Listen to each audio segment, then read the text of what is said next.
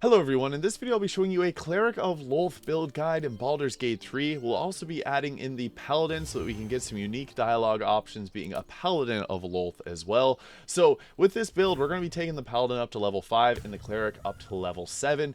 So we're going to be starting off with the Cleric here, and for the cantrips, taking Sacred Flame, Guidance, and Resistance. Now early on in this, you probably want to be just focusing on attacking because you're not going to have a great hit chance if you're running a Cleric early game with all the goblins with their dex saves. Now we're going to go with the war domain as we get the war priest charges, allowing us to use a bonus action attack. The cleric themselves don't have many uses for their bonus actions, so this is really nice. We also get divine favor to add 1d4 radiance damage or 2 armor class per concentration. Our deity is obviously going to be Lolth here, the Queen of the Spiders, the Underdark, and her domains are typically War and Trickery. However, War domain is just a whole lot better, and we get heavy armor right off the get-go and martial weapons, so that's the way we're going to go with that. Now, for our ability score, this is the interesting way of making it up, because we do need Wisdom, we do need Charisma, we do need Constitution, to a lesser degree Dexterity. We're going to want to have about 10 Dexterity. 16 Strength will give us a good amount of hit chance, so we're going to go with that. And it'd be ideal to be able to get our Constitution up a little bit higher, but if you have to take it down and put extra points elsewhere, that's okay too. Having your Wisdom at 16 is kind of ideal. We can also dump it and put the rest of the points into our Charisma there, so we could go with something like that if you really want to dump your Dexterity. You can also use the Dexterity Gauntlets to overcome that and still get your initiative boosted by that, because -1 Dexterity checks is not amazing. However, we don't really need Charisma for a whole lot, so we can take our Dexterity back up there, so something like this can work too, going with 16 Wisdom and 16 Strength. And there's also a hat that can give you increased charisma and a few other ways to mitigate that. So I'll be going over the gear and then show you the combat guide for this, as well as the full leveling. So raiding right into things here, we're going to go into level 2 Cleric, which gives us our Channel Divinity, which gives us a +10 to attack rolls.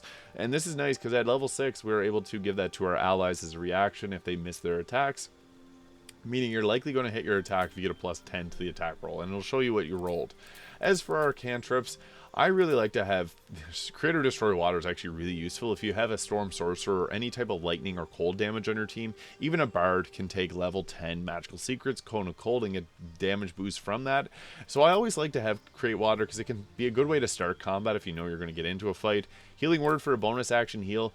You should primarily only use this to pick up your downed allies from 18 meters away as a bonus action versus running over and picking them up. Guiding Bolt can be okay damage early on, 46 Radiant, and it gives advantage on the next attack roll. So as your role as the War Cleric, giving advantage to attacks or more damage to it, or more attack rolls is always useful. I like Command because we have the higher Wisdom here, so this is going to have a higher hit chance of landing. Sanctuary or Bless are the other two options, so you can also, if you want, remove Guiding Bolt and take Bless, or take off Create Water. You may have someone else doing Bless, but Bless is probably the best concentration early on. But we can also get a Ring that can apply to the whole team on heal. At level 3, we get another cantrip, or another choice for spell, and I would say Hold Person is the one to go with there, so that gives it so that critical hits within 3 meters are always... Attacks within 3 meters are always critical hits, and it holds an enemy still, meaning they can't move, act, or react. That is really good too, so we're going to go with that. And then at level 4, we get to take a ability improvement, and I would say to take up the Wisdom to prepare more spells. We're going to go Produce Flame for our cantrip.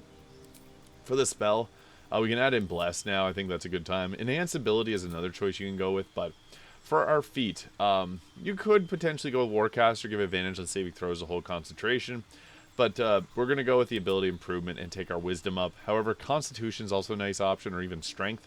But Wisdom there for the increased hit chance on some of our spells is good. However, it depends if you really want to use, depending on what weapon we got. But we're going to go with an increase to our Wisdom there. And once we get level 5, this is a big power spike for us because we get a nice boost.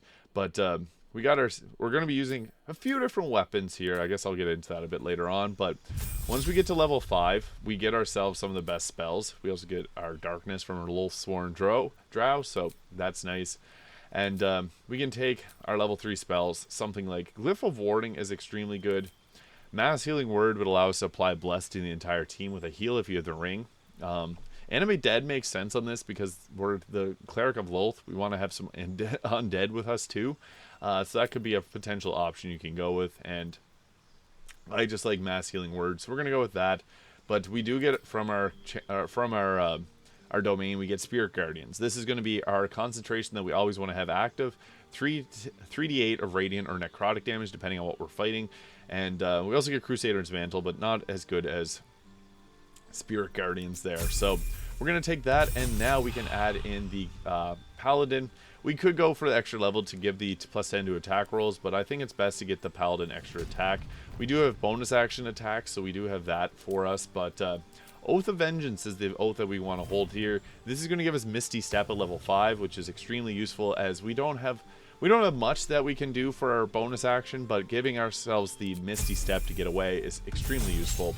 Level 2, we get Divine Smite. You should probably be smiting all times. We get our fighting style. I think defense for +1 armor class is huge.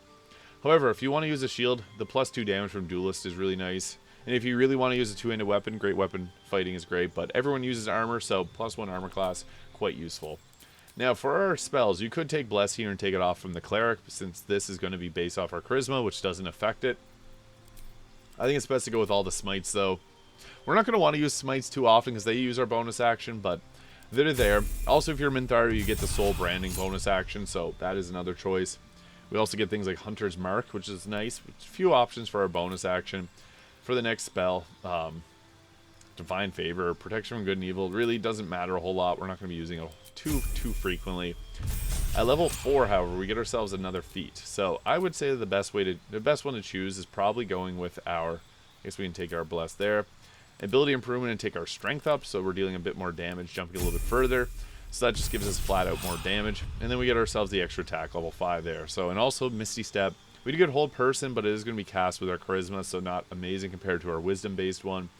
And then we also get Branding Smite as a spell that we can choose. So, Magic Weapon also stacks if we have like the Drake Throat Glaive to apply to our weapons, but I'm going to go with the Blinding Smite there because it can potentially be useful.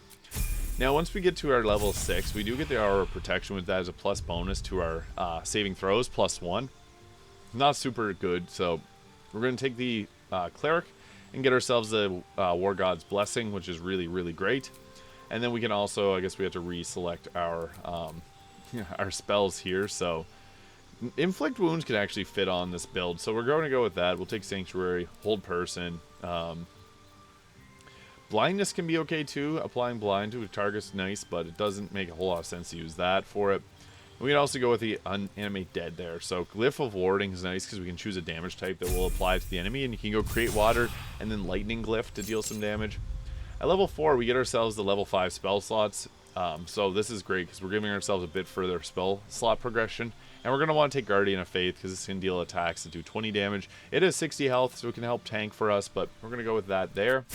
And then I'll show you how we want to go about doing this build and the gear here. So, at next level, I guess at level 12 here, for our gear, I have the Birthright hat on to give ourselves a 14 charisma, just to give ourselves a bit more charisma. It's nice. You can go with something like the Circlet of Hunting and use Hunter's Mark.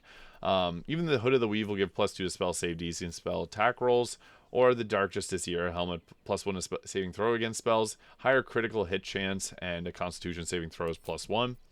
I got the Cloak of Protection, Acrobatics, or Evasive Shoes, and the Ring of Protection to take our armor class up to 23 or 27.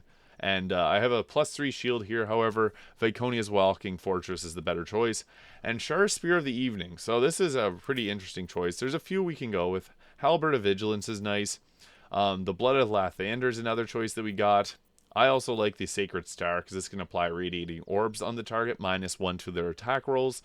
And that can help out your team with survival. And it has radiant damage, which we can take advantage of with the Gloves of the Belligerent Skies. So this gives us, whenever we deal thunder, lightning, or radiant damage, we apply 2 terms of reverberation on the target. So pretty nice addition to that. And we can also go with the Boots of Stormy Clamor if you have the ability drain Illithid ability, because that can trigger this as a condition for 2 more stacks of reverberation.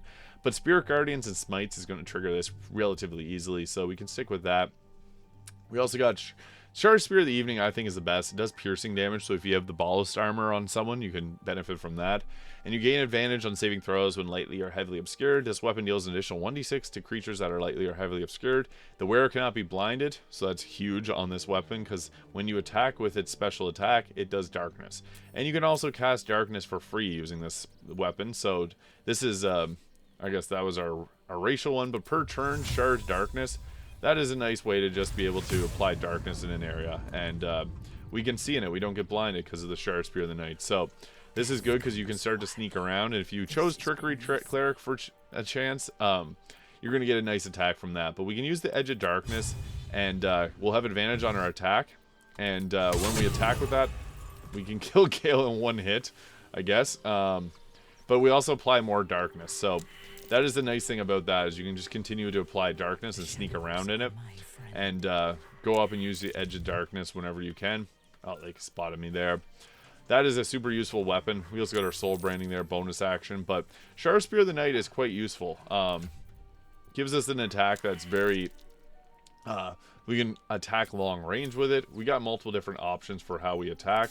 So we can just go ahead here and do another attack. I feel bad attacking our team. 48 damage, that's huge. This does a ton of damage. We can even go one step further and use the Drake Throat Glaive and apply that to a teammate, the elemental weapon. So this can give acid, cold, fire, lightning, or thunder damage. And what's cool about that is we can also stack reverberation with that. So putting that on back onto Minthara, and then we can attack again. It's pretty good. So we also get ourselves a rush attack, which is fun to use, but getting the lightning off allows us to stack reverberation stacks. We also have the guided strike, so if we're missing, we're likely not going to miss. What an oath, says Shadowheart. But yeah, the Shard Spear of the Night seems to be the best weapon in slot. However, there is, again, I mentioned the Sacred Star works good too for stacking reverberation and radiating orbs, and even Blood of Lathlander, because that's good for just a variety of reasons and healing. But overall, you can pick whatever weapon you like. I just like that this one has darkness, so we can attack from the dark. And, oh, we were able to, we accidentally procced it on Volo there, so darkness triggered a fight. And I guess I can show off a bit of what this can do. But when we're in darkness, we're hidden there. I guess Asterian's, I forgot I took his armor off. Oops. Bardic Inspiration, great. Asterian's against us here. And, I have my concentration of darkness up, but I can just run into the fray and attack with my weapon here and have advantage because they're blinded and we're not. And then we can stack up reverberation on the target there, so that is the nice part about that. We also got Maiming Strike, which can reduce the attacks from that, so this works pretty well together. And then we can also give ourselves Soul Branding if we want to deal increased fire damage. We got Spiritual Weapon for an attack. Inquisitor's Might, even if we want to use our Channel Oath on that. But Sanctuary, Divine Smite should be the way that we attack on most creatures there, because the Divine Smite, as you can see, does a ton of damage. So we got 4 stacks of Reverberation up on her. I didn't expect to enter combat this early, so I guess I'll end this video off there. But that is a Cleric of Lolth Paladin build guide in Baldur's Gate 3. If you have any questions, feel free to leave them in the comments and request any future builds, as this one was a request too. Thank you so much for watching. Hit that subscribe button below, and I'll see you all in the next video.